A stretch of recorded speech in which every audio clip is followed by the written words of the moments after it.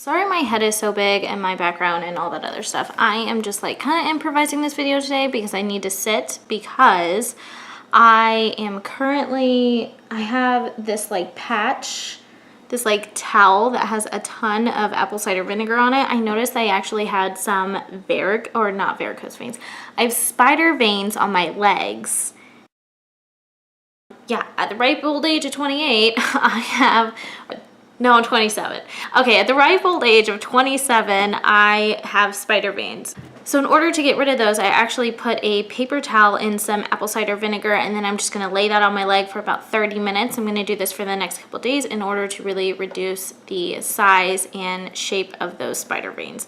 Lately, in my world, I have been focusing a lot on reducing my stretch marks, getting rid of the spider veins, and also reducing some of my cellulite.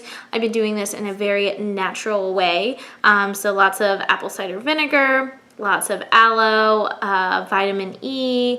I've increased the collagen in my diet by having some of these collagen peptides, and I'm just really trying to get my body pretty banging for summer, because it's not all about working out, right? It's also about like the way that your skin looks and things like that. And I know a lot of people, they're like, oh, well, why don't you just go tan? And I'm like, I am not a tanner. First off, I will be out there for like 5 minutes and look crispier than like KFC chicken, okay? Okay, so anyways, let's get back to this. So today I want to give you 5 workout tips and maybe bust some of the little bit of the myths that maybe you have surrounding the gym. Okay, so tip number 1 is if you want to lose fat, you actually want to do a healthy balance between weightlifting and cardio. People think, oh, I want to lose weight, so let me just do a bunch of cardio. And the reality is, no, that cardio actually isn't going to be helping you lose the weight that you think it is. And this is why. Once you start cardio training, or once you're putting your body through like long distance runs and things like that, it actually slows down your metabolism.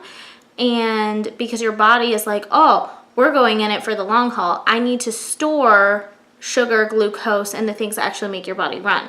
So because it's storing all those things, and because your metabolism slows down, people don't burn a lot of fat when they think, oh, I'm gonna hop on the elliptical, the treadmill, or the bike. Like, just a reality. So you need to have a very healthy balance between your cardio and your weights. Second thing, this kind of like the last topic, I feel like leads into my second topic, but is 2, you should be weightlifting. Everybody should be weightlifting. The answer is no, you're not going to get big and bulky, and I feel like that's a big myth. There's so many benefits to weightlifting.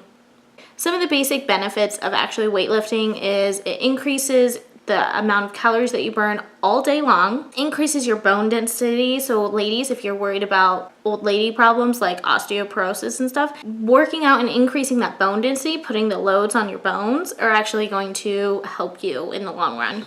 I don't know about you, I want chicken legs. That is a very real reality.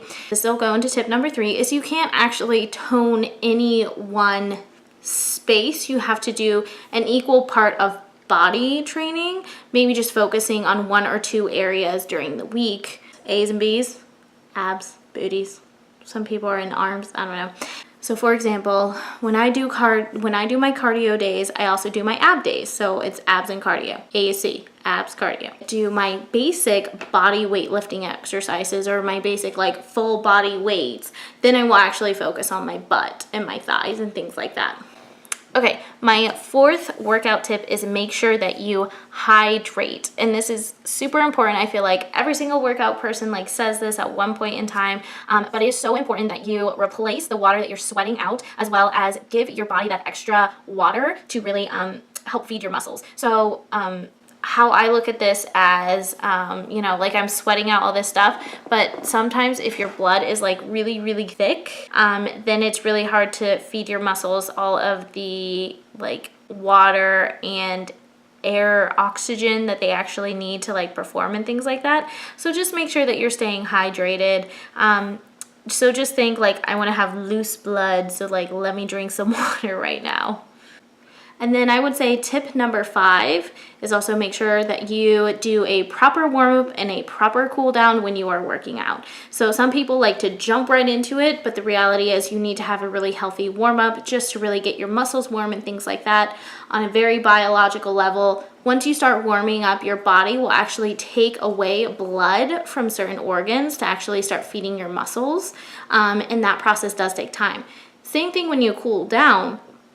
If you don't take a proper cool down, there is the very real potential that your body has so much blood in its muscles just from working, and then it all of a sudden stops. Your body's not going to have enough time to get all the blood out of your muscles and back into your heart and the other vital organs that needs to, like, you know, all of a sudden be turning back on, right?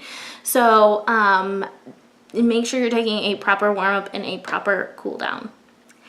Okay, so let's do a quick review of all of the 5 tips that I've shared with you really quick. 1, make sure that you have a healthy balance between your cardio and your weightlifting, especially if weight loss is one of your targets. 2, make sure that you are weightlifting. You're not gonna get big and bulky. Tip number 3 is that you cannot just tone one place. So in any great workout, no matter if you just want to work on your abs, no matter if you just want to work on your glutes, aka your butt, make sure that you're doing a full body set of weights, or make sure you're adding in some cardio and something to really like balance out the system, because like I said, you can't just really tone and focus on just one place. Tip number 4, make sure that you drink that water. Make sure that you replace the sweat that's actually getting sweated out of you, and make sure that you have like the most water-filled blood, the most loose blood, the most liquidy blood. I don't even know what I'm saying, but the reality is the better you're hydrated, the more you're gonna get out from your workout. So make sure that you're just drinking before, during, and after every workout. And 5, make sure you take a proper warm up and a proper cool down. It is so important. So just make sure that you do that. You don't want to be like that one person who runs a marathon, hops in the shower, and then all of a sudden has a heart attack. Because apparently that's happened before. But anyways, make sure you have a proper warm up and a cool down. Okay guys, those were my 5 tips. Please let me know if you found them helpful in the comments below. Be like, I never thought about that. If you could write that in the comments below, that would be great.